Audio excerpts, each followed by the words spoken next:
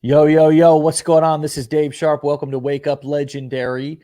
As you know, we do these every single day of the week, 5 days a week. Today, we're going to be talking to Joe Henderson, and we're going to be talking about, as you can see, a simple secret to controlling the outcome of your life and your business. This guy's got a great story, great mission, good dude. I can tell. I'm excited to get to know him. So with that being said, let's welcome to the digital stage of Wake Up Legendary, Joe Henderson. What's going on, my brother? What's going on, man? How are you? Excellent, excellent. So you are coming in from Pennsylvania, right? Right outside of Philadelphia? Yes, sir. Yep. Nice, man. Nice. I like Philadelphia. Yeah, I'm I ready do. for the weather to be over, so I'm glad we're starting to break through and get I some didn't nice say I weather. like I didn't say I'd like to live there. I just Yeah, said I that's true. like the city. So, dude, tell us how this is your first online venture is doing, but first and foremost, finding legendary marketer, starting out with a business model of affiliate marketing. Tell us how you stumbled upon it, us, and what sort of piqued your interest to make you pull the trigger and get involved and say, I want to spend some time learning this. Absolutely. So, um, like most people, I was just scrolling on TikTok one night and I came across somebody talking about legendary marketer. And I was always interested. I always wanted to do something like have a side hustle. I've always worked with my hands, and any kind of side hustle I had, it was trading time for money. So I was always looking for different ways to make money, or to possibly branch out so I could spend more time with my family. So unfortunately, I didn't. First time I saw it, I scrolled past. I didn't think anything of it, but I saw it a couple more times, and I finally figured, look, I spend $7 or $10 a day easily at work on lunch or coffee or breakfast. Like, I can take a chance and try to learn this. So I never did anything online before. I never tried to make money in drop shipping or things like that. I looked into Yeah, those, but I never had any kind of interest in it. It was too much time, for too little of an unexpected gain. sure. So I kept scrolling. I got into the 15-day challenge, and I love what the mission statement was. I love that, all the information I was getting in the first couple of days. Like, I was overloaded with all this information. It was great. Yeah. And, I was hooked. I really wanted to dive in and learn more about this because I saw that it could apply to so many different things, not Mhm. only in my life, but just in general. Like, once you understand a little bit about how that affiliate marketing and how it branches out, you see all these companies and opportunities that, you just breeze by before you never looked into. So, Mhm. yeah, I took the challenge. I loved it. And, I've been growing ever since. Nice, man. Nice. So you are a full-time, I don't, equipment, basically I don't know what would Like you an call engineering tech. I test all the it? equipment Okay, in okay, substations. So, like in high voltage substations from nice. 13,000 volts all the way up to 500,000 volts. I test all the high voltage equipment, The breakers, co transformers, things along them lines. We're not talking about 220 here, baby. Yeah, We ain't talking about as putting high a as it goes. we ain't talking about putting a screwdriver in a light socket, are we here and getting a little shock? We're As talking high about as it goes. Now yeah, we test everything for compliance and make sure everything's stable so that the national electric grid is up to par and safe, and our system is safe. yikes, man. Wow, they needed you down in Texas a couple of weeks ago, man. Yeah, we sent our linemen. We're a pretty big Yeah, local of guys. So the guys stayed back and tested, and the lineman went down and helped out. nice, man. Nice. So, what so what is if we were to first of all, I want to touch on this before we get into it. And I hope you don't mind me, but you I just feel like it's such a powerful thing. You've been overcoming odds your entire life, man. You lost both of your parents by the age of 11, Correct. from health conditions, right? A heart attack and then cancer. I Yep. was moved by that when I read that about you, and I think so many of us, what's going on in our world feels like the biggest thing. And sometimes we put our, metaphorically speaking, anyways, put our, problems or things that we have to overcome on the table. And then we start to hear other people share. And then we're like, okay, I'll take my stuff back. When I hear something like that, I take my stuff back. I become sort of grateful for my problems. I still have my parents around. I'm grateful, and I feel blessed to have family around. That was an an obstacle that you had to overcome really early on. And I wonder how that has shaped you in terms of overcoming obstacles and facing unexpected difficulties in life, and how you feel like that has either, been there's never a blessing in losing people, but we try to find the silver lining in things, right? How has that shaped you as a man? Sure. So I don't mind talking about it. I don't talk about it often, but it's, more just because I grew up with it, right? And I think that's a really good point, that you begin to become so grateful of not only your circumstances, but also people around you. I grew up with a lot of friends that had both their parents. So they knew, we couldn't relate on certain things, and I could see things they didn't see, maybe they didn't appreciate. But Yeah. I began at an early age to realize that, life's short. Your family is so important, and people that you really keep around you in your circle is so valuable, because you don't have a lot of time here and you don't have a lot of time with others. So you want to be surrounded by the best people that are going to bring the best out of you and try to help you through those obstacles. I was very blessed to have an older brother and a younger sister that, like, we were really tight knit, and throughout all that we stayed together, and we made sure that, like, we were okay. That was our core.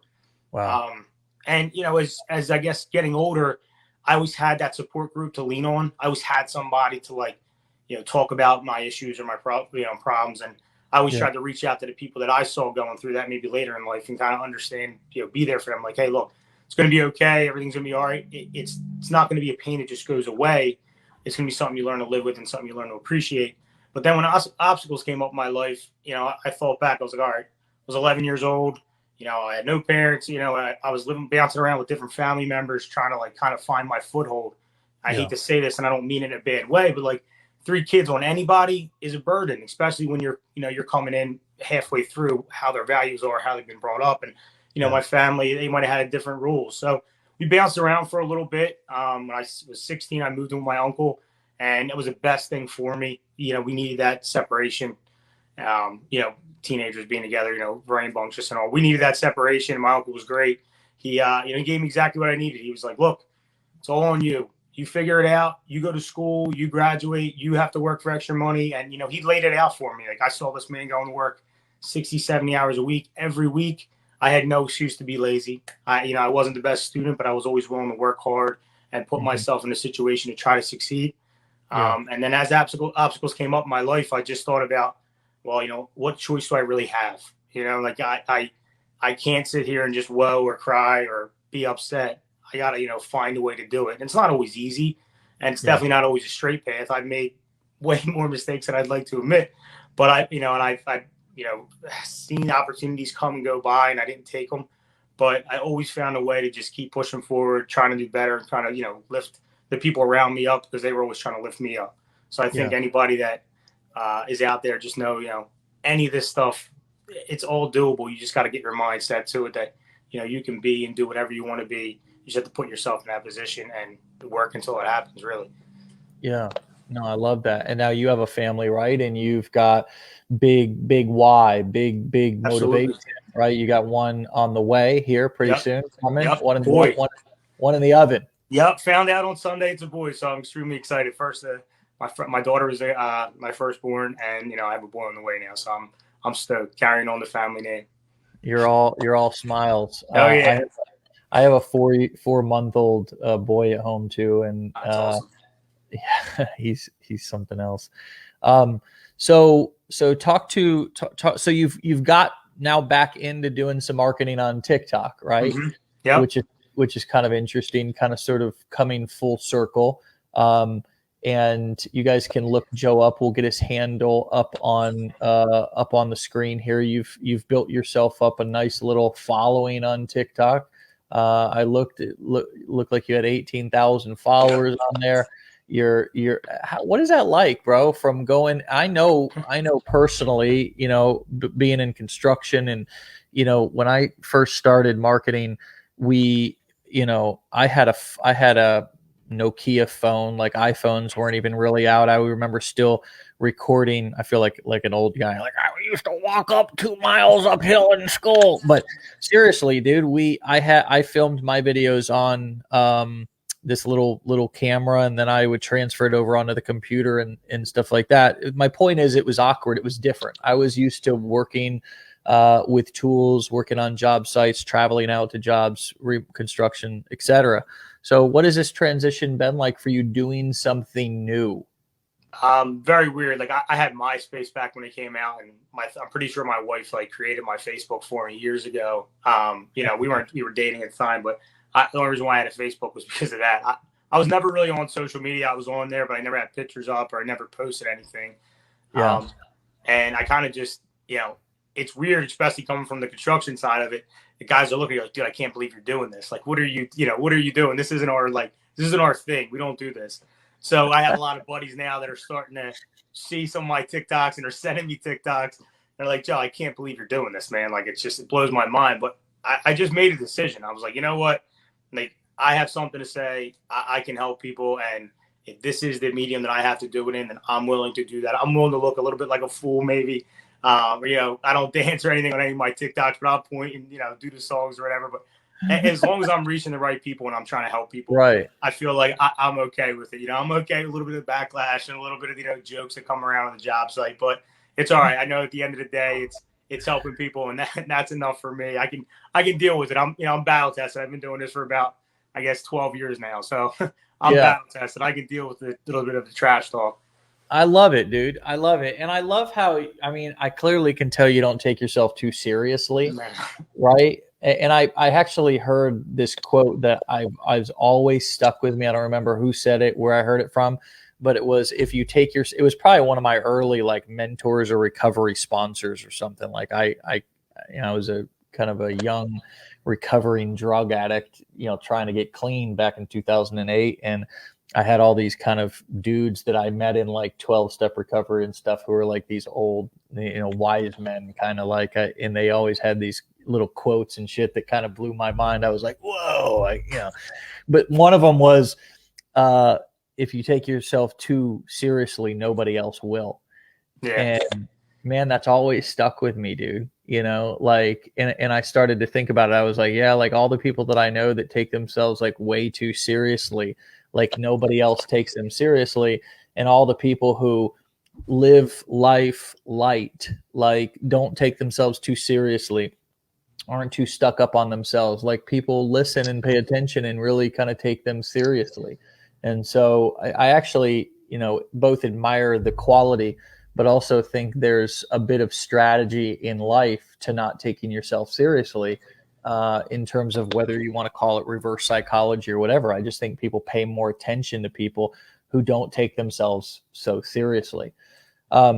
So what would you say has been one of your secrets, main secret, whatever, to controlling the outcome of your business, right? You're starting a brand new business and you're beginning. You caught our attention, so you're doing some things right. You're really new. This is your first venture. What would you say are your secrets to controlling the outcome of your destiny and your success with this?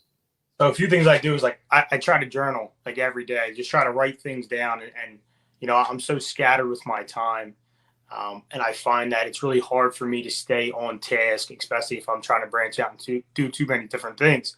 So especially with a growing family and work, sometimes I have to work 16-hour shifts for extended days. I have to have like small goals that I can hit every single day, and as long as I'm hitting them goals, that makes me feel like I move my business forward. And in the beginning, with TikTok, it was really tough for me because I was trying to find my voice and try to it was so new to me. It was such a new venture, and I really wasn't consistent. And I started the new year. I just made a decision. I was like, I'm going to be consistent. I'm going to post 3 to 5 videos every single day. And I know it's a daunting task for a lot of people, but the truth of the matter is it gets easier. And I just tried to show up every single day, no matter what, even if it was a 15-minute podcast, even if it was rewatching something from the challenge or, just going out there and trying to expand my mind one way or the other, whether it was, podcasts or audio books. And I just tried to show up and be consistent. And that for me has been a fundamental shift. Everything that I've been doing, in the last month or two has really started to pay dividends because now I'm starting to see the whole picture and I'm branching out and I'm understanding, how big this affiliate marketing and this online space really is.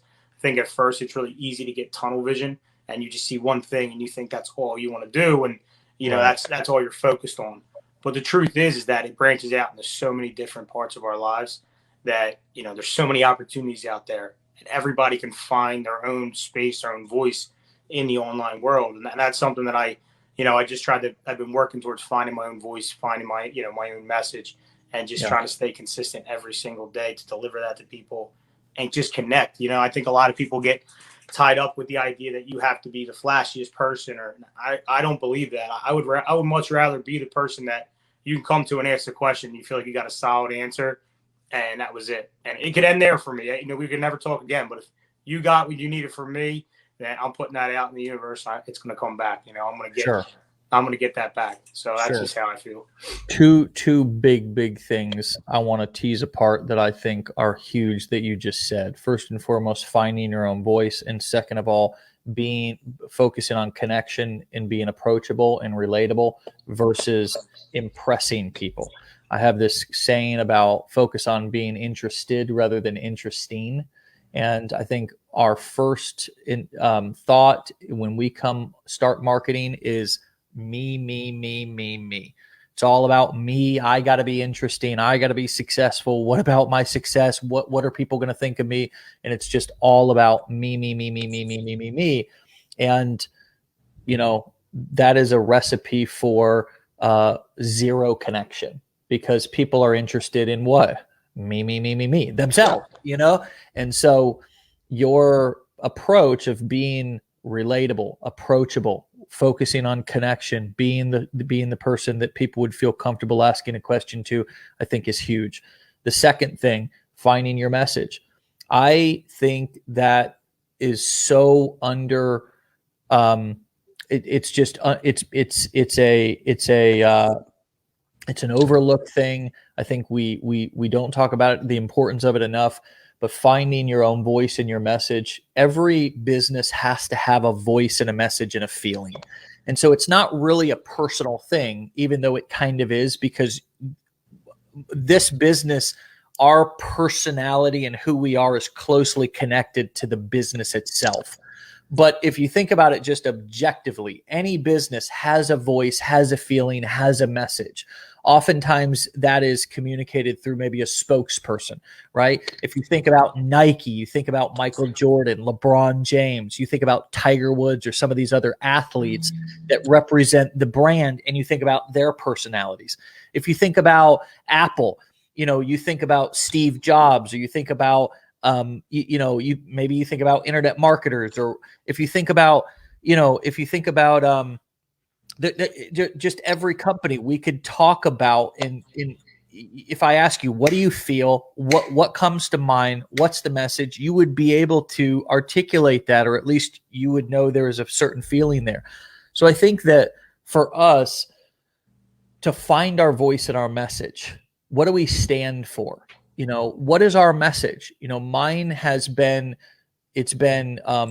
grit, persevering through things. It's been figuring stuff out. It's been turning my mess into a message. It's been coming back from the ashes, rising up like a phoenix, man, coming back from, you know what I mean? Like drug addiction and homelessness. And that's helped fuel my passion, because when people think of me, that's because I talk about that so much. I think that's what they mainly think about. So if you were to identify what your brand and your message stands for in just a couple of words or sentences, Joe, what would you say that you've discovered that your voice and your message is? Just never give up. In reality, like if somebody were to come to my page and say, I think they could realize that, my why is pretty strong. I always just want to be somebody that, I want more time with my family. If it's more time, freedom, never give up on what you're trying to pursue. And just there's always a way. There's always a way and a path to get you where you want to be. You just have to be willing to do the work. That's at least how I feel. I 100% believe that every single person can find a place in the digital world now, with affiliate marketing, with all these online businesses, to find their voice and find their message and really reach the people that they want to reach. And Yeah. once you find that, once you start to feel your voice, start to understand who you are and what you're about, that, for me, family is like everything, right? Like my family, my time here is so valuable, and watching my daughter grow up is so much more important to me than money or anything. And I try to explain this to people a lot, and they think that money is so important, and money's just a byproduct. But really, it is. Like you help enough people and you do the right things over and over again, you will find your way. Money will find its way to you because you're doing what's right. You're actually giving value and actually helping people. You don't need to be, anything more than just you, like who you are. Just be who you are, find the right people, and connect with those people. Yeah. I love it. So I got one kind of final question. We asked you, what are you currently getting results with, or what would you be thrilled to talk about? And you said legendary marketer and what it provides to the online community. So what do you mean by that? I would assume I have some assumptions, but what do you mean by legendary marketer and what it provides to the online community? I think what people fail to realize is that the community that is built around Legendary, and that you have such an opportunity to reach out. And one of the greatest parts about this group and the other Legendary groups is that you can go on there and ask questions, and you don't feel like you're alone. And one of the biggest things that I felt like going through the trades and learning those skills, I always had a mentor, somebody there to kind of help me. And they're not going to answer every question you have, because then it would kind of take that away from you, right? Finding it out on your own and going out there and putting yourself to the test every day. If somebody just gave you a quick answer, you're not going to appreciate it. You're probably not going to remember it. And you're just going to keep coming back. You're never going to learn how to fish for yourself. So I think Legendary gives you a great opportunity and a foundation so that people realize that, like, you're not just giving somebody a fish, you're teaching them how to fish. You can apply these skills to anything in your life. And, and any opportunity that's online, it can be based around the challenge and other additional trainings, because you have the opportunity to branch out and find what's interesting to you. And that training, that community, that, vibe that you get from, and the transparency too, Dave, like, you come in here every day, and I don't see any other CEOs coming on and doing wake up legendaries, and you're in front of your products, you believe in them. You stand behind everything that you put out. And I think for somebody like me that has never done anything online before, that was a huge, that drew me in, because I was like, all right, if this guy is willing to put his name, his face, his brand, everything to this every single day and show up every day with criticism and anything else, then he really believes in what he's offered.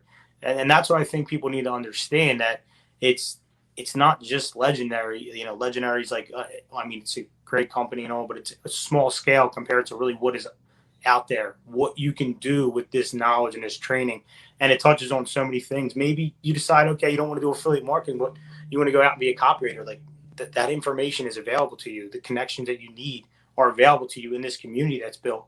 And if you rely on that community and you give to that community when you understand something, or you take the knowledge that you need, it's going to continue to build that community, make us all better marketers, all better online entrepreneurs, and we're going to be able to build each other up. And that's big for me. I think giving back and helping others, regardless of what your monetary outcome or whatever kind of money you're going to make, I think that's huge. I think people need to see that and understand that giving back and being a part of this community is a big why on why Legendary stands out from everybody else. Yeah. And that's exactly what we're doing right now, what you're doing right now. And when the pandemic hit in the beginning of 2020, we had other people from our team. We've been doing this show since the beginning of the company, like since day one, but I wasn't always doing it. And when the pandemic hit, like, we got together and we were like, why don't you do it, Dave? And it's like, damn, it's like, that's a commitment. You know what I mean? That's a commitment, because I got other things to do. Other things on my to-do list every day. I feel like I'm never caught up. Right. But it was just a fleeting kind of thing that we just tried, and it's ended up being one of the most important decisions that we've made in the company. And like, I just feel like adding that on, because I think we think that everything that we do, that to be successful, needs to be properly planned, and it needs to be like this thing that you think about for a long time. And really what I've learned in my career, man, is that some of the craziest shit, some of the things that just I do on a whim, dude, Imperfect action end up being the most powerful things, right? So we've continued doing this. I've continued doing this. Matt does it on Wednesdays. And yeah, so thanks for the kind words, but I also want to make it a teachable moment with some transparency that it wasn't a perfectly planned thing for me to even be here and be doing this. But what happened was when I started doing it every day, people really, and then I had a couple of guests on, people were like, started thinking it'd be nice to be on there. So then we started reaching out to people and asking them if they'd come on, and they were like, hell yeah, I'd love to come on and get back, right? So it was all out of like almost on a whim decision to test something, and then it turned into this huge piece that's grown our community, the element, the vibe of our community and the value of our community tenfold. So yeah, I think imperfect action, thinking in marketing that everything's a test, right? Like I'm going to try something and not having expectations that it's going to work out, right, a certain way. And also being willing to be consistent with it for a long period of time, such as like a year. Like when I say a long period of time, I mean like 12 months, like to try something for 12 months. Like if you're going to start a YouTube channel, like you can't stop after 3 months. You can't stop. I see people all the time. They're like, well, I've posted videos on TikTok for the last week and I'm not, it's like, bro, do you know how that's like the freckle on the pimple of a gnat's ass? That's not, I mean, it's not that I'm invalidating your work, but bro, that's nothing. Like you got a get rich quick mentality. You got to be in it for the long term. A short term is a year. That's like the minimum, dude. Yep. You know what I mean? Like, and like, let's just be real. Let's just not bullshit each other. Like, a year is the minimum to give yourself a running chance. The rest is just basically just you're toying with yourself and your future. Like, so anyways, that's a whole nother rabbit hole, but thank you for the kind words. And I'm so thrilled to have you as a part of this community and somebody who's willing to come and give back in the way that you do. And so thrilled for you and your new son and just your whole vibe and your future and where you're going, brother. I see big things for you, and I love your heart and your vibe, brother. Keep up the good work. Thank you, man. I appreciate it. All right, Joe. We'll talk to you later, buddy. We'll have you back on if you'd be willing to keep us posted, okay? Always. I'm always willing. Thank you. Appreciate it. Man. See you, dude. Take care. All right, my friends. Whoop, there it is. All right. You can text this number, okay, WUL, to this number, 813-296-8553. We'll send you a little text message reminder in the morning when we go live. You can also find all these episodes on Spotify, Apple Podcasts. Just type in Wake Up Legendary. If you want hats, shirts, swags, whatever, you can go to belegendary.shop. Once again, follow our man Joe, okay? Go and lift that brother up, show him some love, connect with him, and let's continue to build each other up. All right. Be legendary, my friends. Have a fantastic day. We'll see you back here tomorrow. Bye-bye.